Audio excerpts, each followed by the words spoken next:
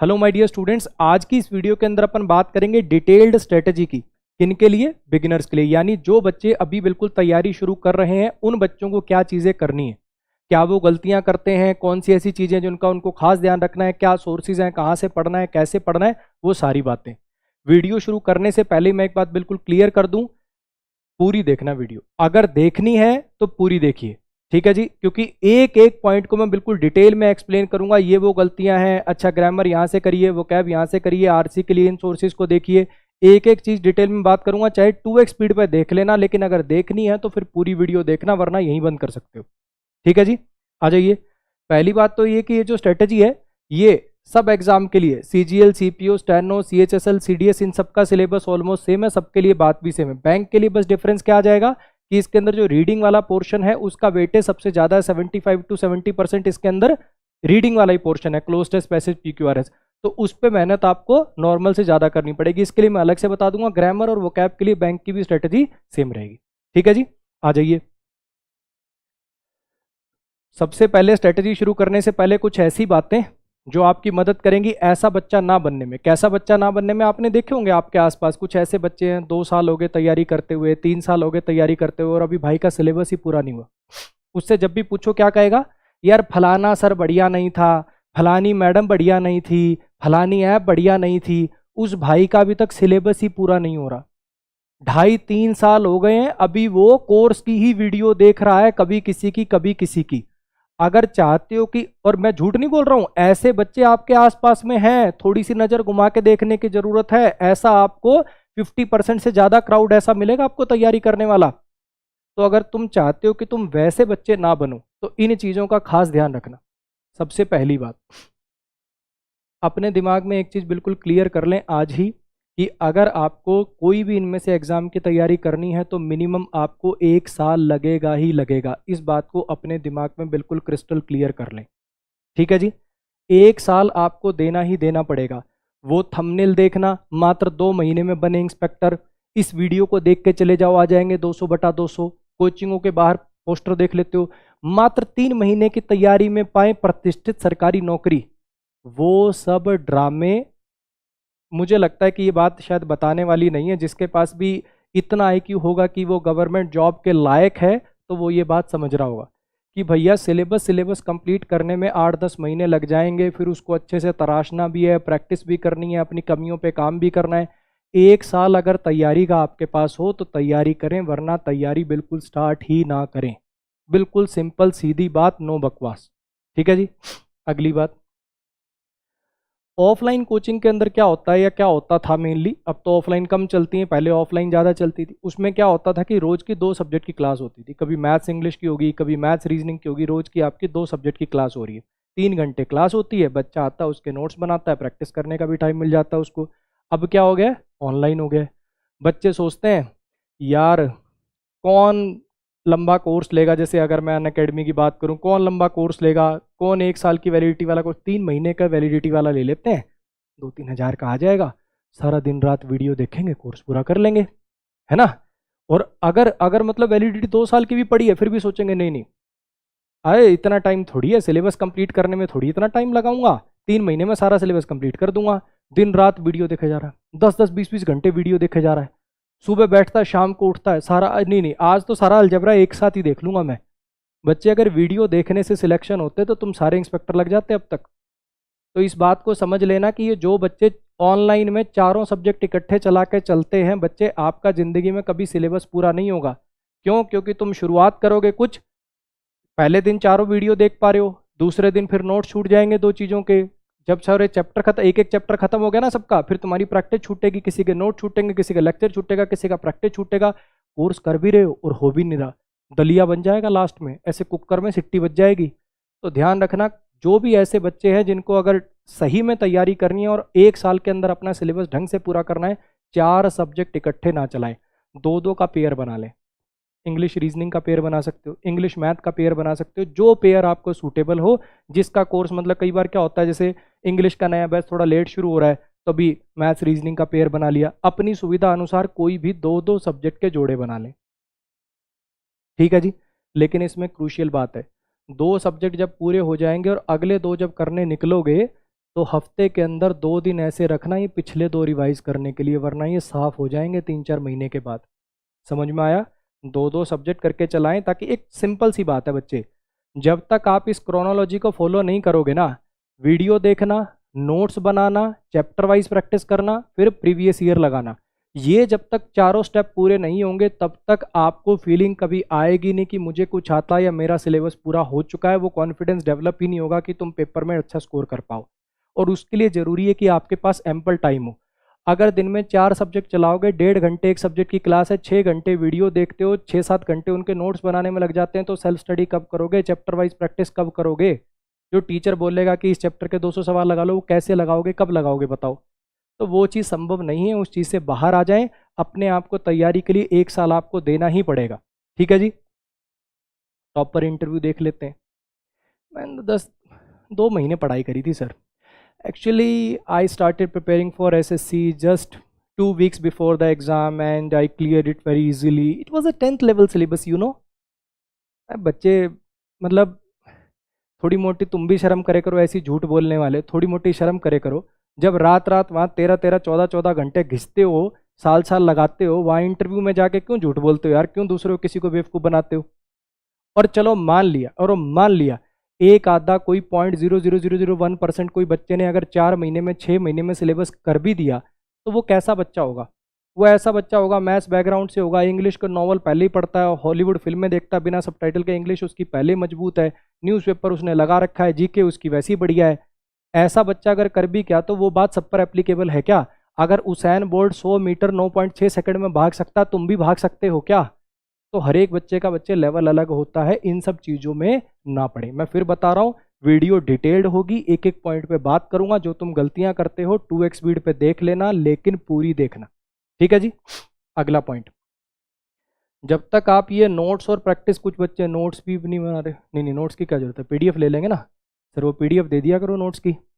हाथों में अगर इतनी मेहंदी लगी है कि नोट्स बनाने में भी जोर पड़ रहा है, तुम कल तैयारी छोड़ोगे, आज ही छोड़ देना, ज़्यादा अच्छा रहोगे, बहुत बढ़िया रहोगे। कल माँ बाप का पैसा खराब करके 2-3 साल अपने खराब करके तैयारी छोड़ोगे, इससे अच्छा आज ही छोड़ दो, बढ़िया रहोगे। मेरी बातें कड़वी हैं लेकिन सही है, ध्यान रखना। मैं फिर बता रहा हूँ, वैसा बच्चा अगर नहीं बनना ना जो 3 साल बाद भी घूम रहा है, कोर्स नहीं हो रहा, फलानी मैडम ने बेकार पढ़ाया, फलाने सर ने बेकार पढ़ाया, वो बच्चा नहीं बनना है। तो ये बातें ध्यान रखना। ठीक है जी। प्रैक्टिस भी करनी है, नोट्स भी आपको खुद ही बनाने पड़ेंगे, इस बात को दिमाग में समझा लीजिए। ना आपके लिए कोई प्रैक्टिस करेगा और दूसरे के बनाए नोट से कुछ समझ नहीं आता, नोट्स खुद ही बनाने पड़ेंगे। मल्टीपल कोर्सेज लेना। आपको ऐसा लगता है कि अगर मैं नोट्स भी ना बनाऊं, प्रैक्टिस भी ना करूं, बस अलग अलग टीचर से पढ़ता रहूं, पहले इसलिए पढ़ लिया, फिर उससे पढ़ लिया, फिर उससे पढ़ लिया, फलाने दोस्त के बाद फलाने का कोर्स है उससे पढ़ लिया, उससे सिलेक्शन हो जाएगा, तो ये वहम दिमाग से निकाल दो। एक आदमी से कोर्स कर लो, ढंग से कर लो, नोट्स बना लो, प्रैक्टिस कर लो, सारा काम खुद करोगे तभी बात बनेगी। अलग अलग कोर्सेज लेने से सिलेक्शन नहीं होने वाला। ऐसे ग्रुप ज्वाइन कर लेना जिनके अंदर एक क्वेश्चन डलता है, 70 कमेंट आ जाते हैं, हमारे सर ने तो ये बताया था, मुझे ये लगता है, गीतांजलि तुम्हें क्या लगता है। ऐसे ग्रुप के पार्ट बनोगे तो 2-3 साल घूमते ही रहोगे। ठीक है। ग्रुप केवल ऐसा ज्वाइन करें जिसके अंदर कोई टीचर आपको रिप्लाई करता हो, या कम से कम आप 4-5 ऐसे ऑथेंटिक पढ़ने वाले बच्चे हो जो फालतू बात उस ग्रुप के अंदर एक भी नहीं होती है। ऐसा कोई ग्रुप हो तो ज्वाइन करें, अदरवाइज कोई ग्रुप का फायदा नहीं है। बचिए इन सब चीज़ों से। और जब टीचर पढ़ा रहा हो ना, ऑनलाइन कहीं कोर्स कर रहे हो, टीचर पढ़ा रहा हो, तो उसकी बात सुना करो, कमेंटों पे ध्यान मत दिया करो। जिनसे आप पढ़ रहे हो वो इतने एक्सपीरियंस्ड हैं कि पता है कि तुम क्या डाउट पूछने वाले हो, अपने आप ही क्लियर कर देंगे। टिक टिक टिक टिक बाजी छोड़ दो।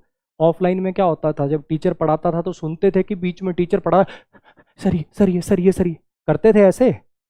सुनोगे तभी तो सीखोगे, वो सब हरकतें छोड़ दो। फिर बता रहा हूँ, ऐसे बच्चे नहीं बनना है जो 2-2 3-3 साल कोर्स ही करते रहते हैं। तो ये बातें फॉलो करनी है, गलतियां आपको नहीं करनी। आ जाइए बात करते हैं आगे। मैथ, इंग्लिश, रीजनिंग की अगर मैं बात करूं तो तीनों के लिए सिस्टम सेम है।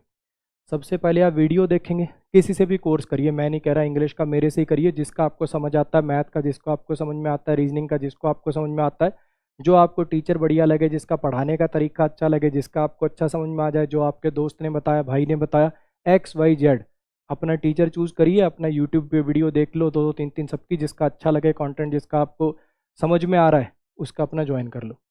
वीडियो देखी, साथ साथ नोट्स बनाने, जैसे ही वो चैप्टर खत्म हो जाए उस चैप्टर की प्रैक्टिस करनी है, चाहे मैथ हो, चाहे इंग्लिश हो, चाहे रीजनिंग हो, जियो हो, चैप्टर वाइज प्रैक्टिस करनी है।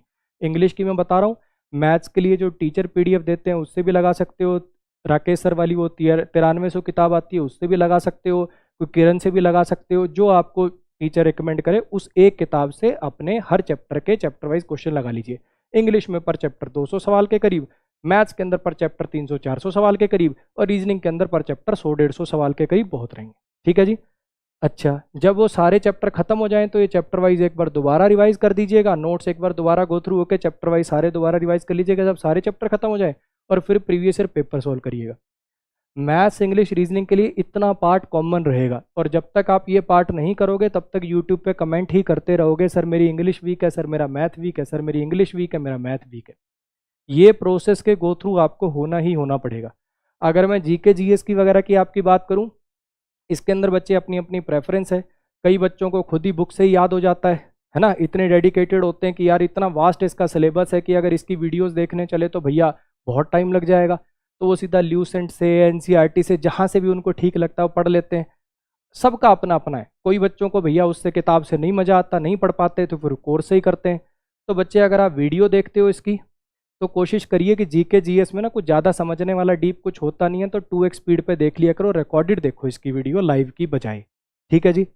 और अगर आप चाहते हो कि नहीं कोर्स नहीं लेना तो नोट से कर सकते हो। मैं अगर आपकी जगह होता तो मैं नोट से करता, मैं जो भी टीचर का जिसका मुझे पढ़ाने का तरीका अच्छा लगता है मैं उसके नोट्स ले लेता और फिर मैं उसके नोट्स को पढ़ लेता। दोनों में से जो चीज़ आपको ठीक लगे, वीडियो कोर्स लेना तो रिकॉर्डेड लीजिए, इसका लाइव मत देखिए इसकी क्लासेस, बहुत बड़ा वास्ट सिलेबस है, कंप्लीट नहीं होगा वरना। ठीक है, 2x स्पीड पे, 1.5x स्पीड पे, जिस भी स्पीड पे आप कंफर्टेबल हैं उसको पढ़िए, और नोट्स इसके कोशिश करिए कि अगर कोई बने बनाए अच्छे अच्छे नोट्स मिल जाए, क्योंकि इसके भी नोट्स वगैरह बनाना का कोई तुक नहीं है, याद करने वाली चीज़ है वो, इसके नोट्स वगैरह भी अगर बने बनाए मिल जाए तो बहुत अच्छी चीज़ है। ठीक है। अच्छा, जब हर चैप्टर खत्म हो रहा है, मान लो हिस्ट्री में आपने ये चैप्टर कंप्लीट कर लिया, अच्छा तो फिर उसके ल्यूसेंट की एक ऑब्जेक्टिव आती है, एक तो ल्यूसेंट आती है थ्योरी वाली, एक ल्यूसेंट ऑब्जेक्टिव भी आती है, उसमें हर चैप्टर के ना ऐसे क्वेश्चन दे रखे हैं हिस्ट्री के। अच्छा, बायो में डाइजेस्टिव सिस्टम के सीधे क्वेश्चन होंगे, वाटर ये अपना ज्योग्राफी में ड्रेनेज सिस्टम ऑफ इंडिया के सीधे क्वेश्चन होंगे, तो ऐसे ना उससे वन पॉइंटर पॉइंटर क्वेश्चन होते हैं, सीधे सीधे क्वेश्चन फंसते हैं उससे, तो उसको कर लीजिएगा। करंट अफेयर्स के लिए बच्चे कोशिश करिए कि अपना कोई मैगजीन जो मंथ में इकट्ठी, टीचर भी प्रोवाइड करते हैं, अपना सारा कलेक्शन नोट्स का दे देते हैं भी, जो मैंने सारे इस महीने में जितना करंट पढ़ा है लो जी ये पीडीएफ है उसकी कर लो, सीधी ऐसी चीज़ें कर लें। करंट की क्लास लाइव देखना, अब मैं ज़्यादा कुछ बोलूँगा नहीं, खुद समझदार हो, जिसके पास थोड़ा मोटा ये ऊपर वाले माले में कुछ है, समझदार हो, अगर नौकरी डिजर्व करते हो तो इतना भेजा होगा कि इतना सिलेबस है उसको कंप्लीट कर पाने के लिए ये तो मत करो यार, इतना तो चलो छोड़ो, मत बुलवाओ। अब इंग्लिश की बात कर लेते हैं, आ जाइए। ग्रामर, ग्रामर के लिए क्या करना है, फिर वही बात, स्टेप नंबर 1 वीडियो देखिए, किसी का भी कोर्स करिए, मेरे से करिए, जिससे आपको अच्छा लगे उससे करिए। मैं ये नहीं करा सिर्फ मैं ही सबसे बढ़िया पढ़ाता हूँ, मैं ही सर्वे सर्व हूँ, जिससे आपको समझ आए उसका कोर्स करिए। लेकिन हर चैप्टर के साथ साथ नोट्स अपने हाथ से बनाइए, जो टीचर बोल रहा है अच्छा यहाँ ये होगा यहाँ ये होगा, उसको अच्छे से साफ साफ अपने नोट्स बनाइए। ठीक है जी। जब वो चैप्टर खत्म हो जाए तो चैप्टर वाइज प्रैक्टिस करिए। चैप्टर वाइज प्रैक्टिस कहाँ से कर सकते हैं आप, प्लिंटू पैरामाउंट जिसका अब नाम केडी कैंपस वॉल्यूम 1 हो गया, वो किताब ले सकते हैं, मिरर ऑफ कॉमन एर्स ले सकते हैं, यानी कुल मिला के हर चैप्टर के आपको 200 सवाल लगाने। अब वो 200 सवाल आप चाहें तो इन मल्टीपल सोर्सेज से भी लगा सकते हैं कि 50-60 केडी कैंपस वॉल्यूम 1 में दे रखे होंगे, प्लिंटू पैरामाउंट पहले इसका नाम होता था, अब केडी कैंपस वॉल्यूम 1 हो गया, नीतू मैडम की किताब है ये, इसमें 50-60 पर चैप्टर के दे रखे, 70 दे रखे हैं मान लो, 50 एक इसमें दे रखे हैं, कोई टीचर का कोई प्रैक्टिस बैच वगैरह हो, 50-100 आपने उससे कर लिए, तो कुल मिला के हर चैप्टर के 200 सवाल लगाने। या फिर आप चाहें तो एक मेरी किताब आने वाली है एरर प्रो, ठीक है जी, बहुत टाइम से डिलेड है, जुलाई फर्स्ट वीक के अराउंड ये लॉन्च हो जाएगी। ठीक है, इस किताब से आप कर सकते हैं, अमेजोन पे बुक आपको मिलेगी, हर चैप्टर के 200 सवाल इसके अंदर डाले हैं, एरर भी और सेंटेंस इंप्रूवमेंट भी ठीक ठाक बढ़िया, जिसको बोलते हैं ना कि एसएससी लेवल भी कवर हो जाए और हल्का सा ऊपर भी चले जाए। ठीक है जी, ऐसे सवाल इसके अंदर डालें, और लास्ट के अंदर सारे मिसलिनियस प्रैक्टिस भी है, सीजीएल, सीपीओ, स्टैनो, सीएचएसएल 2016 से लेकर 2021 तक के सारे एरर और सेंटेंस इंप्रूवमेंट लास्ट में मिसलिनियस प्रैक्टिस के लिए दे रखे हैं। तो अगर आप यहाँ से करते हैं तो आपको इतने मल्टीपल सोर्सेज और बैचेस वगैरह की ज़रूरत नहीं, और एक्सप्लेनेशन भी डिटेल में लिखी हुई है, यहाँ इसका प्रयोग होगा क्योंकि यहाँ पे सब्जेक्ट की रिक्वायरमेंट है और सब्जेक्टिव केस ये होता है ना कि ये, कितना डिटेल्ड एक्सप्लेन कर रखा है हर क्वेश्चन को, तो आप इसको लगा सकते हैं। वीडियो देख ली, नोट्स बना लिए, उसके बाद चैप्टर वाइज प्रैक्टिस कर ली। जब सारे चैप्टर खत्म हो गए तो नोट्स अच्छे से फिर रिवाइज किए, फिर चैप्टर वाइज एक बार सारे दोबारा लगाए। जब ये काम हो गया उसके बाद प्रीवियस ईयर पेपर लगाए, 2016 से 21 तक के, नहीं तो कम से कम 18 से 21 तक के जितने CGL CPO स्टेनो CHSL के पेपर है, कम से कम 18 से 21 तक के सारे प्री सारे मेंस के सेट आपके लगे हुए होने चाहिए। SSC की तैयारी कर रहे हो तो CGL CPO स्टेनो के लगा लेना, बैंक की तैयारी कर रहे हो तो फिर बैंक के, क्लर्क के, PO के 2018 से अब तक के जितने सेट आए, जितने पेपर हुए सारे के सारे लगाने। CDS की तैयारी करे तो CDS वाले सारे लगा लो, CDS और SSC का सिलेबस सेम है तो वो इधर उधर भी आपस में लगा सकते हो, ठीक है जी। उसके बाद अपना कोई टेस्ट सीरीज वगैरह से मॉक लगा लोगे, 30-40 मॉक्स बहुत रहेंगे। इसके अलावा ग्रामर के अंदर एक कतरा भी करने की जरूरत नहीं है। 50 टीचर की 50 PDF 50 टीचर से कोर्स कर लेने से कुछ नहीं होने वाला। ये मोस्ट ऑथेंटिक मोस्ट रिलेवेंट काम है जो आपको करना है, ठीक है जी। इतना काम कर दीजिए, ग्रामर के अंदर आपको समस्या नहीं आएगी। मैं आपको एफिडेविट पे साइन करके दे सकता हूँ। और बताओ बच्चे एक बार कई बार, अभी देखो जब सारी स्ट्रेटेजी हो जाएगी ना तब बताऊंगा। अभी मैंने ना सारी स्ट्रेटेजी लिख रखी है, वोकैब कैसे करनी है, RC कैसे करना है। बच्चे कहते हैं सर आप सबको सेम पढ़ाते हो, मैंने कहा हाँ। सर आप सोर्स भी सबको सेम बताते हो, मैंने कहा हाँ। सर सब कोई उन सोर्स को खरीद सकता है, मैंने कहा जी हाँ। तो सर फिर जब पढ़ सब सेम रहे हैं, प्रैक्टिस सब एक जगह से कर रहे हैं, तो फिर हमारा ही सिलेक्शन क्यों होगा? अरे भैया इतना करने वाले ही प्रभु 5% भी नहीं है। सब लोग स्ट्रेटेजी की वीडियो देखते हैं, करना कोई कुछ नहीं चाहता। स्ट्रेटेजी की वीडियो देखे जा रहे हैं, रोज रोज दिन में 3-3 स्ट्रेटेजी की वीडियो देखता है, टॉपर इंटरव्यू देखता है, करता थोड़ी है कोई। ये तो देखने से ही सिलेक्शन हो जाते हैं लोगों के, है ना, समझ रहे हो ना। और अगर तुम भी ऐसे बच्चे हो तो अपने जमीर में झांक, आज के बाद जिंदगी में कोई स्ट्रेटेजी की वीडियो मत देखना, ये फुल एंड फाइनल है, जो इसमें बताया उसको कर लेना और ढीठपना छोड़ दो। अब वोकैबलरी कैसे करनी है, वीडियोस देख सकते हो। अगर आपके कोर्स के अंदर वोकैब की वीडियोस हैं तो वो वीडियोस देख सकते हो, ऑप्शनल है, कोई ज़रूरी नहीं है। ये दोनों पार्ट ऑप्शनल है। वर्ड पावर मेड इजी नाम से किताब आती है, लेकिन ये पूरी की पूरी सिर्फ इंग्लिश में लिखी गई है, तो ये सिर्फ इंग्लिश मीडियम वाले स्टूडेंट के लिए, अगर हिंदी मीडियम के बच्चे हो तो नहीं। इन दोनों चीज़ों का मेन मकसद है आपका इंटरेस्ट बनाना। एक सिचुएशन इमेजिन करिए, आपने सीधी एक वोकैब की किताब उठा ली, आपको वर्ड्स आते नहीं है, आपके लिए हर एक वर्ड नया है, तो उस किताब में आपका इंटरेस्ट कम बनेगा। लेकिन अगर आपने पहले से कुछ 20-30 मतलब हर रोज के 20-30 वीडियोस के थ्रू, कहने का मतलब टोटल आपने अगर 1000-1500 वर्ड अलग से याद कर रखे हैं वीडियोस के थ्रू, जैसे किसी बुक के थ्रू जो इंटरेस्टिंग किताब हो, जैसे वर्ड पावर मेड इजी बड़ी इंटरेस्टिंग किताब है जो इंग्लिश मीडियम के बच्चे उनके लिए, फिर बता रहा हूँ। तो अगर आपने पहले 1000-1200-1500 वर्ड याद कर रखे हैं, अब जब आप किताब उठाओगे उसमें से पहले से आपको 1000 वर्ड आते हैं, आप देखोगे अच्छा ये तो मुझे आता है, अरे इसका तो मुझे पता है, उस किताब में आपका ऑटोमेटिक इंटरेस्ट बनने लग जाएगा। तो ऑप्शनल है। देखो कई बच्चों को वो चीज़ ऑकवर्ड नहीं लगती, सीधा किताब से याद कर पाते हैं तो बहुत अच्छी बात है, उसके जैसी तो बात ही नहीं है। ये वाले दोनों स्टेप ऑप्शनल है, ये उन बच्चों के लिए जो सीधा किताब से जिनको करने में दिक्कत होती है, ठीक है जी। आ जाओ, किताब कौन सी करें?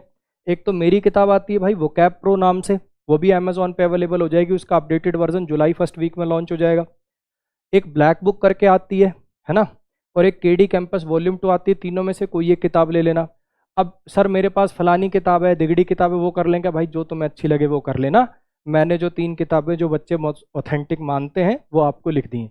मेरी वाली के अंदर मैंने क्या चीज़ है पहले ही बता देता हूँ, मेरी वाली के अंदर ऐसा नहीं है ये वर्ड है ये 4 इसके सिनोनिम है, ये वर्ड है ये 4 इसके एंटोनिम है, ऐसे ना मैं कभी ज़िंदगी में खुद पढ़ा और ना मैंने कभी पढ़ाया। मेरी वाली के अंदर ऐसे लिख रखे हैं related word, amicable, amiable, convivial, congenial, avuncular, friendly वाले सारे एक साथ लिख दिए, अनफ्रेंडली वाले सारे एक साथ लिख दिए, लेबोरियस वाले सारे एक साथ लिख दिए, लेजी वाले सारे एक साथ लिख दिए। ऐसे करके मैंने अपनी किताब को लिख रखा है। हर वर्ड का इंग्लिश मीनिंग भी है, हर वर्ड का हिंदी मीनिंग भी, और उस पर सेंटेंस है। क्योंकि मैंने जब खुद तैयारी करी थी तो मैंने ये चीज़ नोटिस करी थी कि जो मैंने सेंटेंस में पढ़ रखा होता ना वो वर्ड मेरे को ज़्यादा याद रहता है। तो मैंने हर एक वर्ड पे, चाहे वो फ्रेजल वर्ब हो, चाहे वो वन वर्ड हो, चाहे वो कुछ भी हो, ईडीएम हो, हर एक पे मैंने नीचे एग्जाम्पल बनवा रखे हैं, जिससे बच्चे को याद करने में बड़ी आसानी रहती है। इसमें फिक्स प्रीपोजिशन भी ऐड करवा दिया मैंने कैटेगराइज्ड मैनर के अंदर कि अच्छा इन सब का मीनिंग सेम है। प्रोहिबिट फ्रॉम, प्रिवेंट फ्रॉम, किसी को कोई काम करने से रोकना, मीनिंग भी सेम है, प्रीपोजिशन भी सेम लगती है, वो भी उसके अंदर डलवा दिया। ठीक है जी। कैसे पढ़ना है? इन तीनों में से कोई भी जो किताब आप लें, रोज का अपना टारगेट बना लिया कि रोज के 30 वर्ड पढ़ूंगा, 40 वर्ड पढ़ूंगा, जितनी आपकी कैपेसिटी हो। रोज के 30 वर्ड पढ़ रहे हो, लेकिन अगले दिन वर्ड पढ़ने से पहले पुरानों को रिवाइज करना, फिर अगले पढ़ोगे, फिर पुरानों को रिवाइज करना। चाहे 10 नए कम पढ़ लेना, लेकिन पुराने जरूर रिवाइज कर लेना। और हफ्ते के अंदर 1 या 2 दिन ऐसे रखना जो प्योर रिवीजन करोगे, उसमें कुछ नया नहीं पढ़ोगे, बस पुराने ही देखोगे। जब 1 महीना हो जाए वर्ड याद करते करते, फिर टेस्ट लेना अपना 2 दिन लगातार। उसमें जो जो वर्ड आपको याद नहीं हो रहे उन पर स्टार मार्क कर लेना। फिर जब 15 दिन बाद फिर टेस्ट लो, फिर भी याद नहीं हो रहे, ऐसे वर्ड जो पहले याद नहीं थे अब याद हो गए तो ठीक है, जो पहले भी याद नहीं थे अब भी याद नहीं, उनको फिर डबल टिक कर लेना, ऐसे काला हाईलाइट कर लेना। जो भैया 2 महीने बाद भी यार ये याद ही नहीं हो रहा वर्ड, उसको अलग से चार्ट पेपर पे लिख के अपनी दीवार पे सामने चिपका देना। अपने छोटे भाई को, दोस्त को बोलना, ये सारे पढ़ पढ़ के तू मेरे को बोल के बता, मीनिंग देख देख के बता, कोई स्टोरी तेरे दिमाग में आ रही है, कैसे कोई नेमोनिक्स बना सकता है तो मुझे बता। किसी की सुने हुए थोड़े ज़्यादा याद रहते हैं। ठीक है जी, रोज का ये काम करके आपको इन किताब में से एक किताब को निपटाना है, सिंपल। ठीक है जी। फिक्स प्रीपोजिशन और फ्रेजर वर्ब ये ऐसी चीज होती हैं जो बच्चे सेंटेंसेस से याद हो सकती हैं, ना इनके कोई नेमोनिक्स होते हैं, है ना इनको कोई फोटो वीटो से ज़्यादा बढ़िया से याद कराया जा सकता है। इनकी आपको डायरी बनानी है अलग से। 700-800 के करीब फिक्स प्रीपोजिशन है, 700-800 के करीब आपको फ्रेजल वर्ब याद करनी है, आपको अलग रजिस्टर बनाना ही पड़ेगा। ठीक है जी। हालांकि वोकैब प्रो में भी दी हुई है, आपको अगर वहां से सीधा सीधा अगर सेंटेंस बना बना के ऐसे कर सकते हो तो वो भी बहुत अच्छी बात है। उसके अंदर आप देख लेना, अच्छा ये वाली याद हो गई। रिवाइजन, इनको रिवाइजन ज़्यादा मांगनी पड़ेगी, रिवीजन बहुत मांगेंगी ये। क्यों? क्योंकि इसमें क्या है, call in, call out, call for सारी सिमिलर से दिखेंगे, तो इनके रोज का, जैसे ये रोज 30-40 वर्ड याद कर पाओगे ना, ये रोज की 10 ही कर लो, बहुत रहेंगी। रोज की 10-10 का ही टारगेट बना लो इनका। लिए बहुत ज़्यादा रिवीजन मांगेगी, मैं फिर बता रहा हूँ, लेकिन वेटेज भी बहुत ज़्यादा है। फिक्स प्रीपोजिशन तो 10-12 नंबर की आती है टोटल, प्री प्लस मेंस मिला के सीधी सीधी 12 नंबर अकेला एक चैप्टर लिए जा रहा है। चैप्टर भी पूरा नहीं, उसका सिर्फ ये पोर्शन, तो इसका खास ध्यान रखना भाई। ठीक है। वोकैब में इसके अलावा कुछ करने की जरूरत नहीं। फिर से देखिए, ये दोनों पार्ट इंटरेस्ट बनाने के लिए ऑप्शनल है। उसके बाद इनमें से एक किताब कंप्लीट करनी है, कैसे पढ़ना है वो आपको बता दिया। ये वाले पोर्शन पे रिवीजन ज़्यादा लगेगी, ये अलग से एफर्ट मांगेंगे, ध्यान रखिएगा। अब बात करते हैं रीडिंग कॉम्प्रीहेंशन की। पैसेज, PQRS, क्लोज टेस्ट नहीं होते, क्या करूं? किसी भी टीचर से पढ़ोगे सब आपको बताएंगे कि क्लोज टेस्ट के अंदर अच्छा ऐसे देख लेना, क्लोज ऑप्शन आ जाएं तो उसके अंदर अच्छा गट फीलिंग से जो ठीक लग रहा है, 2 ऑप्शन भी ठीक लग रहे हैं तो उसके अंदर से गट फीलिंग वाला मार्क करिए। ग्रामर के बेस पे एलिमिनेट करिए, वोकैब के बेस पे एलिमिनेट करिए। PQRS में अच्छा देखो, इधर आ रहा तो इधर और आएगा। सेंटेंस जो है वो नाउन या प्रोनाउन से स्टार्ट होने की प्रोबेबिलिटी ज़्यादा होती है। एंड आ रहा है तो इधर एडजेक्टिव है तो इधर भी ये सारी बातें सब पढ़ाते हैं, मैं भी पढ़ाता हूँ, सब पढ़ाते हैं। लेकिन ये सारी बातें उसी बच्चे के काम की हैं जिसको कम से कम सेंटेंस पढ़ के मीनिंग तो समझना आता हो। इतना इतना दिमाग तो होगा बच्चे की पैसेज के बेस पे आंसर सॉल्व करने हैं। ये पैसेज होगा, उसके बेस पे क्वेश्चन पूछ रखे हैं। अगर तुझे पैसेज पढ़ के मीनिंग ही नहीं पता लग रहा तो तू कैसे दे देगा जवाब? फिर देखेंगे वो वाली वीडियो। इस वीडियो के बाद क्लोज टेस्ट हो जाएगा आपका गुलाम। मात्र 3 सेकंड में करें कोई भी पैसेज हल। ऐसे बालक हो, बुद्धिहीन हो तो आपसे हाथ जोड़ के विनती, इस चैनल को ब्लॉक कर दें बिल्कुल। ऐसे वाले बालक हो तो मैं हाथ जोड़ के विनती कर रहा हूं, इस चैनल को बिल्कुल ब्लॉक कर देना। जिंदगी में दोबारा ना तुम मेरी शक्ल देखना और मैं देखना ही नहीं चाह रहा। ठीक है जी। अगर ऐसे वाले बच्चे हो तो आपकी कोई भगवान मदद नहीं कर सकता, फिर बता रहा हूं। अगर थोड़ा मोटा भी IQ है तो अपना रीडिंग चालू कर दें, सेंटेंस पढ़ के मीनिंग निकालना तो आना चाहिए। ट्रांसलेशन की क्लास कौन लगाएगा तुम्हारी? 2nd-3rd क्लास की थोड़ी, सीता जा रही है, सीता इज गोइंग, ये थोड़ी पढ़ाएगा कोई। अब जो पीछे जो हो गया कोई बात नहीं, अब मेहनत कर लो, आ जाइए। तो सर क्या रीडिंग करें? जो तेरा पसंद, जो तेरा मन करे। नोवेल पढ़ना नोवेल पढ़, न्यूज़पेपर पढ़ना न्यूज़पेपर पढ़, स्टोरी बुक्स पढ़नी है स्टोरी बुक्स पढ़। एक ये ब्रिल्स एक्सप्रेस करके न्यूज़पेपर आता है, इसमें एक साइड पे इंग्लिश दी होती है, एक साइड पे हिंदी दी होती है। इंग्लिश वाला पढ़ लिया अपना, पहले पूरी कोशिश करी समझने की, फिर हिंदी वाला पढ़ लिया, देख लिया कि मैंने क्या समझा और इसका मीनिंग क्या था, ये भी देख सकते हो, जो आपको पसंद हो। कई बच्चों को ब्रिल्स एक्सप्रेस बहुत ज़्यादा इजी लगता है तो वो इसको प्रेफर नहीं करते, स्टोरी बुक्स ला सकते हो। अब ये भी मैं लिखवाऊंगा नहीं कौन कौन सी स्टोरी बुक्स हैं, अपने पास की स्टेशनरी की दुकान पे जाना, उसको कहना कि 5th-6th के बच्चों की स्टोरी बुक्स दे दो, जो स्कूलों में लगती हैं, वो स्टोरी वाली किताबें दे दो, वो ले आना अपनी, वो पढ़ सकते हो। न्यूज़पेपर में बॉलीवुड पढ़ो, स्पोर्ट्स पढ़ो, है ना। रणबीर आलिया का क्या चल रहा है, वो जैसे बनाया होता ना, Salman will remain unmarried for life, ऐसे करके, वो इंटरेस्टिंग सी। बस इंग्लिश में पढ़ना, हिंदी में मत पढ़ने लग जाना, कहीं ग्रह शोभा मधुरिमा पढ़ने लग जाओ। न्यूज़पेपर पढ़ लो, इंग्लिश में पढ़ लो। बॉलीवुड पढ़ना बॉलीवुड पढ़, स्पोर्ट्स पढ़ना स्पोर्ट्स पढ़। सर द हिंदू का एडिटोरियल कैसा रहेगा? पढ़ के देख, 2 दिन पता लग जाएगा तुझे कैसा रहेगा। उसके अंदर मेन बच्चे GS का कंटेंट है वो, उसमें पूरे टॉपिक की समझ होनी चाहिए, तब जाके वो एडिटोरियल समझ आएगा। 3 दिन पढ़ेगा, चौथे दिन कह देगा नहीं हो रहा, तो उससे अच्छा जिसमें इंटरेस्ट बने वो पढ़। कॉन्टिन्यूटी इज द की, लगातार करना ही मेन बात है, बजाय कि 3 दिन पढ़ा ऐसा कंटेंट पढ़ लिया जो समझ ही नहीं आया। एक तो टॉपिक इतना जटिल, इकोनॉमी, पूरे सारे इकोनॉमिक्स के टर्म्स दिए हुए, टॉपिक का पता नहीं तुझे, ऊपर से लैंग्वेज इतनी ज़्यादा टफ। तो बच्चे, इतना एसएससी का लेवल नहीं है कि उतने जटिल पढ़े जाएं। हम बैंक के लिए ज़रूर उस लेवल तक आपको पहुंचना पड़ेगा, लेकिन वो भी एक दिन में अचीव नहीं होगा। पहले सिंपल पढ़िए, फिर उससे टफ पढ़िए, फिर उससे टफ पढ़िए, ऐसे जाके एडिटोरियल तक जाओगे। ठीक है जी। तो कहने का मतलब ये है कि लगातार पढ़ने से मतलब है, ये नहीं है कि इसी को द हिंदू के एडिटोरियल से सिलेक्शन होगा। तो ये बेवकूफ़ी वाली बात है, बिल्कुल प्योर सरासर कंप्लीट बेवकूफ़ी है। जो आपको पसंद हो वो पढ़िए, जो आपको पसंद हो वो पढ़िए, जिसमें आपका इंटरेस्ट बन जाए। कभी को स्पोर्ट्स पढ़ना पसंद होता है, कभी को बॉलीवुड पढ़ना पसंद होता है, जो आपको पढ़ना पसंद है उसको पढ़िए। ठीक है जी। साथ में अपनी वोकैब की डायरी बनाइए, जो भी आपको इसके अंदर नए वर्ड मिलेंगे, मुश्किल वर्ड मिलेंगे, जो फ्रेजेस मिलेंगे, उनको आप अपनी वोकैब की डायरी में नोट करते चलेंगे।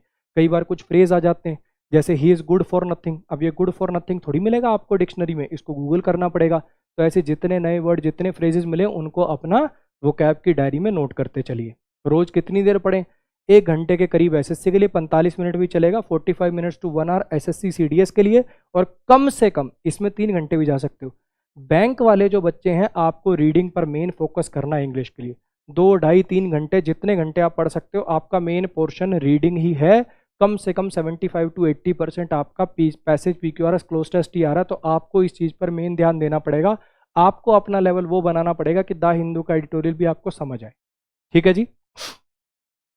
फिर बता रहा हूँ, ये ऐसी चीज़ है यार, इसके अंदर एक दिन में फ़र्क नहीं दिखेगा। होता क्या ना, मैथ्स में क्या होता है, आपने प्रॉफिट एंड लॉस सर ने पढ़ा दिया, आप उसके चैप्टर लगाओगे, 300-400 सवाल सारे आपके हो जाएंगे, ज़्यादा 5-4 डाउट आएंगे, आपको लगेगा हाँ सर ने बढ़िया पढ़ाया।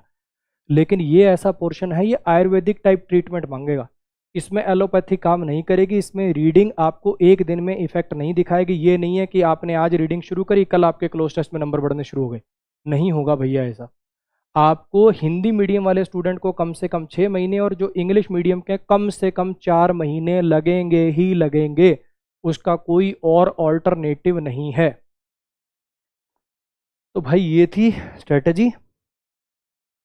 देखो, ज़्यादा मैं वो वाले विश्वास नहीं करता, वो ऐसी चीज़ें बोलने में, इस वीडियो को देखने के बाद इतने नंबर आ जाएंगे, लेकिन ये बात मैं बिल्कुल लिखित में दे सकता हूँ आपको, जितने ये सारी स्लाइडों पे मैंने काम लिखा है। इंग्लिश के अंदर मैं एक बार फिर बता दूं, ग्रामर के अंदर वीडियो देखना, नोट्स बनाना, चैप्टर वाइज हर चैप्टर के 200 सवाल लगाना, प्रीवियस ईयर पेपर लगाना। वोकैब के अंदर कोई भी एक किताब कंप्लीट कर लेना, फिक्स प्रीपोजिशन और फ्रेजल वर्ब ज़्यादा रिवीजन मांगेंगे, जिसमें वो भी इसी किताबों के अंदर ही होते हैं। कहने का मतलब कोई एक किताब कंप्लीट करना। रीडिंग के लिए 4 से 6 महीने रीडिंग करना विद वोकैबलरी। इतना काम बोला है, चाहता तो मैं इसको 3 लाइन में भी लिख सकता हूँ सीधा। इतने काम के अलावा इतना भी करने की ज़रूरत नहीं है। कोई 50 टीचर से कोर्स करने की जरूरत नहीं है, कोई 50 पीडीएफ इकट्ठी करने की जरूरत नहीं है। इतना काम कर दो, मैं लिखित में दे सकता हूँ आपको, प्री के अंदर 45 प्लस और मेंस में 180 प्लस आ जाएंगे। कोई ऐसा बच्चा मुझे दिखा दो जो ये कह दे कि सर मैंने ये सब कुछ कर लिया है, माँ कसम खा के कह रहा हूँ, इनमें से एक एक चीज मैंने कर ली है और मेरे नंबर 45 प्लस नहीं आ रहे 50 में से। हो ही नहीं सकता, पॉसिबल ही नहीं है। बच्चों को बस दिक्कत क्या है ना, कि करना कोई नहीं चाहता, सुनना सब चाहते हैं कि क्या करने से आ जाएंगे 200, क्या करने से आ जाएंगे 45। थंबनेल सब देखते हैं, ये कर लो और 200/200 उस पर सब क्लिक कर लेंगे, लेकिन करना कोई नहीं चाहता। बच्चे, इतना जितना इस वीडियो के अंदर बोला है उतना कर दीजिए, इतने मार्क्स आएंगे ही आएंगे, 100% आएंगे, कोई नहीं बदल सकता इस बात को। इसके अलावा कोई स्ट्रेटजी नहीं है। बच्चों को ये बातें मैं क्लास में ही बताता हूँ, फिर पता क्या करेंगे, उनको मैं जैसे डाउट के लिए जो पेड कोर्स वाले बच्चे हैं उनको व्हाट्सएप नंबर दे देता हूँ, सर वो मैं बड़ा डेडिकेटेड स्टूडेंट हूँ सर, मैं इस साल रैंक लाना चाहता हूँ सर, प्लीज़ मुझे स्ट्रेटजी बता दीजिए, प्लीज़ मुझे गाइड करिए कैसे। मैं क्या क्लास में किया तो था, कि हाँ तो वो तो सर आपने किया था, लेकिन सर मैं बहुत ज़्यादा सीरियस। अरे देवता, यही है, जो कुछ भी है यही है। चाहे तू मेरे से व्हाट्सएप पे पूछ ले, चाहे तू कॉल करके पूछ ले, चाहे मेरे घर आ जा, स्ट्रेटजी यही है, यही करना है, कुछ भी अलग नहीं है, इतना ही करना है। करो तो, वो केजरीवाल वाली बात है ना, बे करना, वीडियो ही देखता रहेगा कि कुछ करेगा भी? हम तो कब से इंतजार कर रहे हो, तू करना, करता ही तो नहीं, यही तो दिक्कत है। आज के बाद कोई और स्ट्रेटजी की वीडियो मत देखिएगा, बहुत हो गया, बहुत हो गया माँ बाप को बेवकूफ़ बनाना, बहुत हो गया अपने आप को बेवकूफ़ बनाना। अब ये ढीठपना छोड़ दो, रोज वीडियो देखते हो, रोज टॉपर के इंटरव्यू देखते हो, ये फुल फ्लेज स्ट्रेटजी है। इसके अलावा इंग्लिश में कतरा भी उठाने की जरूरत नहीं है, कोई फॉरेन ऑथर की किताबों की जरूरत नहीं, किसी चीज़ की जरूरत नहीं। अगर तुम्हें लगाओ वाक्य में भाई ये ऑथेंटिक सलाह थी, रियल सलाह थी, कोई फेक शायरी नहीं थी, कोई ये वीडियो को देखने के बाद हो जाएगा वो वाली टाइप के ड्रामे नहीं थे, तो मेरे को ज़रूर कमेंट करके लाइक करके ज़रूर बताइएगा। अपने दोस्तों के साथ इस वीडियो को शेयर करिएगा। और अगर जो शुरुआत में मैंने गलतियां लिखी तुम भी वही वाले बच्चे थे तो कोई शर्माने की ज़रूरत नहीं, कमेंट करके बताना कि हाँ सर। उसके नीचे कमेंट में लिखना कि सर मैंने ये गलतियां करी और वादा करता हूँ आगे दोबारा नहीं करूँगा, अब सिलेक्शन लेने के बाद ही मैसेज करूँगा अगला। कमेंट करके बताना मुझे नीचे, जो अगर ऐसे बच्चे जिन्होंने वो गलतियां करी हैं जो मैंने सबसे पहली स्लाइड पे सेकंड स्लाइड पे आपको लिख के दिखाई थी, नीचे प्रॉमिस करिए मेरे को कि आगे से और स्ट्रेटजी की वीडियो नहीं देखेंगे। सर अब जब ये काम पूरा हो जाएगा ना सर, जिस दिन मेरी वोकैब प्रो पूरी हो जाएगी सर, जिस दिन मेरा ये वाला ग्रामर वाला काम पूरा हो जाएगा उस दिन आपको इसके नीचे कमेंट करके दोबारा बताऊंगा। ये प्रॉमिस करिए अपने आप से और उस कमेंट की डेट याद कर लेना, फिर वापस आके यहाँ पे मेरे को बताना सर मैंने बोला था और लो मैंने कर दिया। इतना कर दीजिए, ये मार्क्स गारंटेड है। ठीक है, आप सबको मेरी तरफ से ऑल द बेस्ट आपकी प्रिपरेशंस के लिए। अगर आपको चैनल अच्छा लग रहा है, कंटेंट इसमें दमदार आपको लग रहा है तो अपने दोस्तों के साथ प्लीज़ शेयर कर दीजिएगा, है ना। वीडियो को लाइक कमेंट ये सब करने से क्या होता है, वीडियो एल्गोरिदम, यूट्यूब का जो एल्गोरिदम है वो समझता है कि लोग इसको पसंद कर रहे हैं तो वो सजेशन में दिखाता है। ठीक है, तो अगर आपको वर्थ इट लगे तो इसको प्लीज़ शेयर लाइक कमेंट वगैरह कर सकते हैं। ठीक है जी, ऑल द बेस्ट।